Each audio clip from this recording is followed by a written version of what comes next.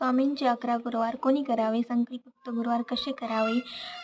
याचे काही फळ काय आहे? तर हे व्हिडिओबद्दल आज आपण जाणून घेणार आहोत. तर श्री स्वामी समर्थ. आपल्या चॅनलमध्ये सर्व स्वामी भक्ताचे मनापासून खूप खूप स्वागत आहे. तर आज आपण स्वामींचे 11 गुरुवारचे जे संकल्पयुक्त 11 गुरुवार असतात, म्हणजे काही इच्छासाठी, काही मागण्यासाठी जे आपण स्वामींची सेवा करतो, ती गुरुवाराची सेवा करण्यासाठी कशी करावी, कोणी करावी आणि केव्हापासून करायची, त्याबद्दल बोलणार आहेत. तर हप्त्यात म्हणजे महिना सुरू झाला तर महिन्यातल्या पहिल्या गुरुवारपासून ही सेवा सुरू करायची आहे.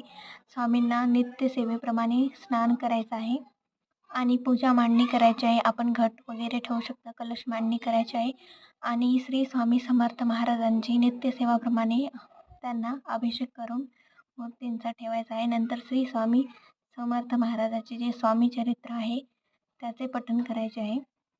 तर व्हिडिओमध्ये तुम्हाला दिसत आहे ते स्वामी चरित्र जे सारामृत आहे त्याचं पुस्तक मी तुम्हाला दाखवत आहे. ते पुस्तक आपल्याला जो तो ग्रंथ आहे ते 1 ते 21 अध्यायापर्यंत पठण करायचे आहे. तर प्रस्तावना दाखवते. तर प्रस्तावना आपल्याला वाटत असेल तर वाचायची आणि ही श्री स्वामी समर्थ महाराजांच्या सेवे करायची आचारसंहिता आहे. जे कोणी नवीन नित्यसेवामध्ये आलेले असतील त्यांनी कशी वागावे, काय नियम पाळावे याबद्दल इथे लिहिलेली आहे. आणि मग नंतर 1 ते 21 अध्यायाचे पठण करायचे आहे. आपल्याला एका बैठकीत एकदा बसले तर सर्व वाचन करायचे. जर होत नसेल तर 2दा जमते. दुपारी 12 ते 12:30 या दरम्यान पारायण नाही करायचं. आणि श्री स्वामी समर्थ या पद्धतीने आपल्याला 1 किंवा 21 माळ जप करायचा आहे आणि